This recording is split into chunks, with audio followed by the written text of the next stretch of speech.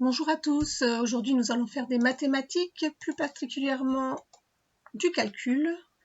Donc nous avions vu jusqu'ici l'addition, la soustraction des nombres décimaux, la multiplication d'un nombre décimal par un nombre entier, et cette semaine nous allons voir la division d'un nombre décimal par un nombre entier. Donc à la fin de cette séquence, vous devriez être capable de poser correctement l'opération et de calculer correctement une division d'un nombre décimal par un nombre entier. Avant tout, je vais vous remettre une division de nombres entiers. Donc ici, nous avons 3647 divisé par 5.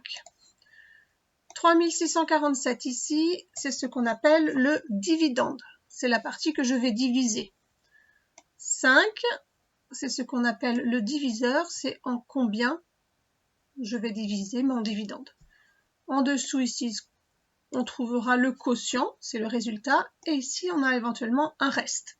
Donc pour l'instant, nous on avait calculé, appris les divisions de nombres entiers avec un quotient et un reste. On va voir qu'on peut aller plus loin et trouver un quotient, ce qu'on appelle un quotient décimal. Donc cette division-là, je vais la commencer. Je vous rappelle que les divisions, on commence toujours par diviser le chiffre qui est le plus à gauche. Donc ici, le chiffre le plus à gauche, c'est le 3. Et je m'interroge dans la table de 5, qu'est-ce qui est le plus proche de 3 sans le dépasser? Si ce n'est pas possible, là, je prends les deux chiffres. Donc dans la table de 5, 3, c'est pas possible. Donc je vais diviser 36 par 5. Dans la table de 5, ce qui se rapproche le plus de 36, c'est 7 fois 5, 35. Je fais 36 moins 35. Il reste 1. Ensuite, je descends mon 4. 14 dans la table de 5, 2 fois 5, 10. 14 moins 10, ça fait 4. Je descends mon 7. 47 dans la table de 5, c'est le 9 fois 5, 45, qui est le plus proche de 47. 47 moins 45 égale 2. Donc ça, c'est ce que vous saviez faire jusqu'ici.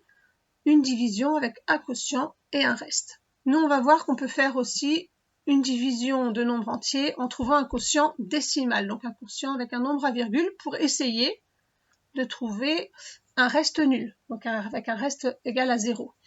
Pour ça, ce qu'il faut faire, c'est rajouter des zéros. Donc d'abord, je vais rajouter une virgule, puisque ma partie entière, je l'ai déjà entièrement divisée. Donc puisque je rajoute une virgule à mon dividende en haut, je vais rajouter une virgule à mon quotient, d'accord? Puisque je passe dans la division de la partie décimale. Je rajoute un 0, on est d'accord que 3647, c'est la même chose que 3647,0. Donc je rajoute mon 0 que je vais faire descendre. Ça fait qu'il me reste maintenant 20 dans la table de 5. 5 fois 4 égale 20. Il me reste donc maintenant 0. Donc j'ai trouvé ici un quotient décimal qui me permet d'avoir un reste à 0. Donc ce qui est important, bien sûr, je le répète, c'est d'ajouter la virgule quand vous passez à la partie décimale du nombre. Donc ici, 3647 divisé par 5, c'est égal à 729,4 ou 729 unités 4 dixièmes. Nous allons faire maintenant un problème où il y a des nombres décimaux qui sont à diviser. Mon problème va être le suivant. La maîtresse vient de payer 36,47 € pour l'achat de 5 livres. Combien chaque livre a-t-il coûté? Pour résoudre ce problème, il me faut faire une division. Ma division, ça va être 36 unités 47 centièmes divisé par 5. Je divise 36,47 € par mes 5 livres pour avoir le prix d'un livre. La voici posée. Donc c'est exactement les mêmes chiffres que tout à l'heure, les mêmes nombres que tout à l'heure. Donc la division, je vais la faire rapidement. Donc comme tout à l'heure, on ne peut pas diviser le 3 par 5, donc on va diviser le 36. Dans la table, c'est toujours 7 fois 5, 35 qui est le plus proche. Je soustrais, il me reste 1. Maintenant, ce qui change par rapport à tout à l'heure, c'est que ma virgule, ma partie entière, ici, c'est 36, et ma partie décimale, c'est 47. Ma partie entière est divisée, donc je vais mettre ma virgule à mon quotient. Une fois que j'ai mis ma virgule, je peux abaisser le 4, et on repart, on continue la division. Donc 14 divisé par 5, c'est dans la table de 5, c'est le 2 qui est le plus proche, 10. Il reste 4, je descends mon 7. Donc 47, c'est 5 fois 9, 45. Il reste 2. Je ne veux pas de reste, j'essaye d'avoir un reste à 0, donc je rajoute un 0. Ici, il y a besoin de rien faire dans le quotient puisque je suis déjà dans ma partie décimale. D'accord? Je peux rajouter autant de zéros que je veux. Le chiffre sera exactement le même puisque je suis dans ma partie décimale. Donc, je descends mon 0. 5 fois 4, 20, reste 0. Voilà, j'espère que vous avez bien compris ça. À partir du moment où vous passez dans une partie décimale, on rajoute la virgule au quotient. C'est ça qu'il faut retenir. Quand on a un nombre entier et qu'on veut un reste à 0, pareil, vous pouvez rajouter des zéros à partir du moment où vous mettez votre virgule en haut dans votre dividende et aussi dans votre quotient sur la droite. Voilà, j'espère que vous avez compris. Je vous mets maintenant les leçons. Donc, soit la trace écrite ici qui est un petit peu longue, mais c'est important de faire des petits rappels. Donc, les petits rappels, c'est suivant que diviser un nombre par 10, 100 ou 1000, ça revient à déplacer la virgule d'un, deux ou trois rangs vers la gauche. D'accord? Si le nombre n'a pas de virgule, on commence d'abord par mettre une virgule et après les unités, et après, on la déplace vers la gauche.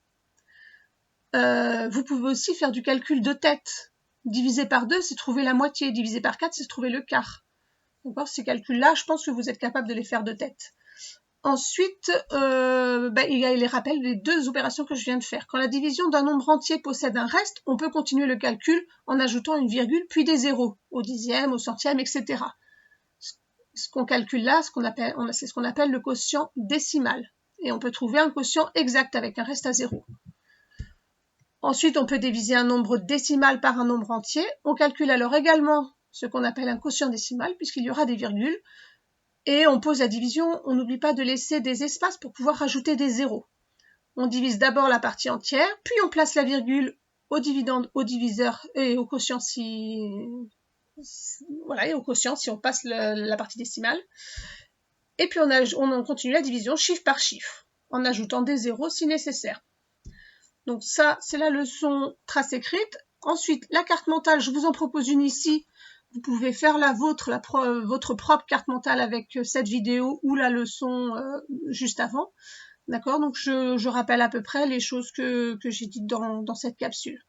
Voilà, j'espère que tout a été clair pour vous. Si ça ne l'est pas, n'hésitez pas à me poser des questions lors des classes virtuelles ou par mail.